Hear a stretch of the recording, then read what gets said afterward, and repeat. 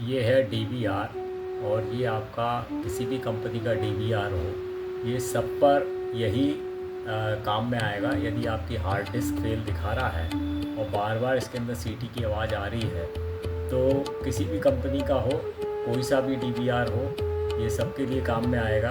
तो अपनी फेल यदि उसके अंदर हार्ड डिस्क हो गई है तो बिल्कुल भी घबराए नहीं। वो लगातार सीटी दे करके वार्निंग दे रहा हो, कोई आपको उसके लिए घबराने की ज़रूरत नहीं है।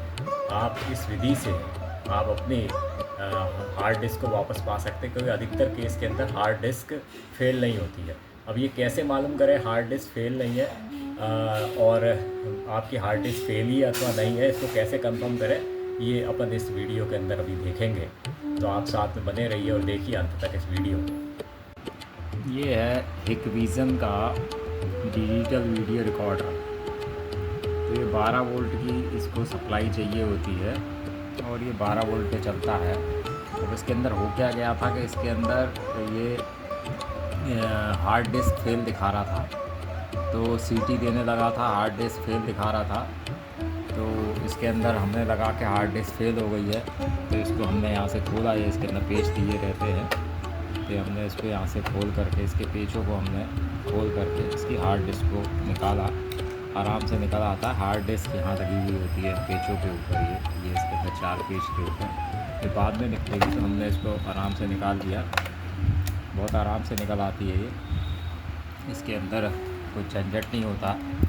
तो हार्ड डिस्क को हमारा निकालने का मतलब यही था कि इसको चेक करें कि ये फेल इसके अंदर दिखा रहा है तो क्या वास्तव में फेल हो गई है। तो ये हीटअप बहुत होता है, तो इससे नहीं डरना चाहिए कि इतना हीटअप हो रहा है। हीटअप तो काफ़ी होता है, तो उसका मतलब ये नहीं है कि फेल है। अब ये फेल दिखा रहा था, तो हमने इसको क्या किया कि हमने इसको हमने खोला, और खोलने के बाद में ये इस तरह से खुल जाता है। ये इस तरह से ये खोल दिया इसका ढक्कन इसमें से, और ये निकल आया। अब ये इस तरह का ये हिकविज़न का ये है। तो इसके अंदर ये यहाँ पर इसके अंदर ये इसकी चिप लगी हुई होती है इसके अंदर, और इसी के ऊपर ये चलता है। ये नीचे इसके अंदर 8 चैनल कैमरा लगाने का इसके अंदर ये सिस्टम, ये सब कुछ है, ये सब तो पता ही होता है। और ये यहाँ पर हार्ड डिस्क है, ये इसके अंदर सीगेट की हार्ड डिस्क है स्काईहॉक, और ये इसके अंदर सर्वेलेंस वाली हार्ड डिस्क लगती है इसके अंदर। तो हमने क्या किया, इसके अंदर हार्ड डिस्क को निकाल लिया। यहाँ से आराम से निकल आती है। इस हार्ड डिस्क को यहाँ से पीछे से खोल दिया, ये पेच खुल जाते हैं इसके, 4 पेचों के ऊपर लगी हुई होती है। इस पेचों से इसको खोल दिया, निकाल दिया, और उसके बाद में हमने इसको कंप्यूटर में लगाया। जब कंप्यूटर में लगाया तो एक चीज़ ध्यान रखनी चाहिए कि इसमें ना तो MBR फाइल सिस्टम होता है, ना NTFS होता है इसके अंदर। इसका अपना ही ऑपरेटिंग इसके अंदर फाइल सिस्टम होता है। ऑपरेटिंग नहीं, फाइल सिस्टम इसके अंदर अलग ही होता है। वो लाइनक्स के ऊपर डिज़ाइन किया हुआ होता है और अलग ही होता है। और हर कंपनी का, जिसका हिकविज़न का या जिस भी कंपनी का DVR होगा, उसी के अंदर का इसके अंदर फाइल मैनेजमेंट सिस्टम होता है। तो जब इसको कंप्यूटर में लगा करके देखेंगे तो वो इसको ऐसे दिखाएगा जैसे कि ये एकदम इसमें अनएलोकेटेड स्पेस है, मतलब कि ये जैसे कि फॉर्मेटेड नहीं है। तो कोई बात नहीं है, इसको हमने लगा करके देखा, उसमें हमने इसको फॉर्मेट कर दिया। ये उसके अंदर रिकॉग्नाइज़ हो रही थी उसके अंदर, कंप्यूटर के अंदर। और उसके अंदर मैनेजमेंट, जो डिवाइस मैनेजमेंट होता है कंप्यूटर के अंदर, उसके अंदर जा कर के देखना पड़ेगा।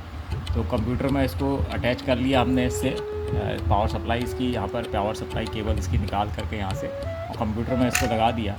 और इसके अंदर हमने देखा तो इसके अंदर डिवाइस मैनेजमेंट में जा कर के देखा, तो उसके अंदर जो डिवाइस मैनेजमेंट में जो उसके अंदर स्टोरेज जो उसके अंदर मैनेजमेंट होता है, उसके अंदर जा कर के इसको देखा तो इसमें अनएलोकेटेड दिखा रहा था इसको। तो हमने इसको फॉर्मेट कर लिया, पहले तो एलोकेटेड कर दिया, फिर इसको फॉर्मेट किया। फॉर्मेट करने के बाद हमने देखा ये काम कर रही थी, इसका मतलब ये सही थी। अब फिर हमको इसका समझ में नहीं आया कि इसका फिर ऐसा क्या है कि क्यों इस तरह से कर रहा है। तो हमने फिर इसको वापस इसके अंदर लगाया, तो ये फिर से दोबारा से वही सिम्टम दे रहा था कि फेल्ड है। इनिशियलाइज़ भी कर दिया, उसमें इनिशियलाइजेशन का आता है DVR के अंदर, तो वो इनिशियलाइजेशन भी किया, तब भी ये इसी तरह से दिखा रहा था। तो फिर हमने कहा कि इसके अंदर क्या प्रॉब्लम है, क्या है। तो फिर हमको पता लगा, फिर हमने कंप्यूटर में लगाया दोबारा। इसने इसी तरह से कहीं एक्सटेंड करके हमने ये बड़ी केबल से इसको बाहर लगा दिया हमने इसको, जिससे कि बार बार इसको निकालना ना पड़े। तो हमने इसके अंदर एक छेद भी कर लिया था इस तरीके से, इसको बाहर हमने लगा लिया इसके अंदर, ऐसे इस तरह से करके हमने इसको लगा लिया। और उसको बाहर निकाल करके रखा, जिससे कि बार बार हमने फिर दोबारा इसके अंदर लगा के कंप्यूटर में देखा, ये फिर सही बता रही थी, इसमें जाते थे ख़राब बता रही थी। तो इसमें मेन प्रॉब्लम जो थी वो हमको पता लगी इसके एडाप्टर की थी, जो 12 वोल्ट का। क्योंकि क्या होता है, ये तो चल जाता है, अगर वो एडाप्टर ख़राब हो जाएगा, अगर वो 1 या 1.5 वोल्ट का ही है, कम का बिल्कुल एकदम मार्जिन पर ही है, तो 1 या 1.5 वोल्ट का अगर इसको एडाप्टर लगा हुआ है और वो थोड़ा सा भी उसके कैपेसिटर अगर उसके लीकेज होगा, डाउन होगा, और वो 0.7 या उससे कम पे 0.5 पे आ गई, तो ये CPU तो इसका चल जाएगा, इसका ये तो DVR का चल जाएगा, ये नहीं चलेगी क्योंकि इसके अंदर मोटर होती है जो स्पिन करती है, तो वो नहीं चलती है, इस वजह से इसको फेल दिखाता है। तो हमने इसका एडाप्टर उठा करके चेंज कर दिया और ये इसके बाद में हमने लगा दिया वापस। हमने ये वाली जो हमने बड़ी कॉर्ड लगाई थी उसको उठा के छोटी वाली लगा दी और इसने काम करना बिल्कुल सही ठीक करना का चालू कर दिया।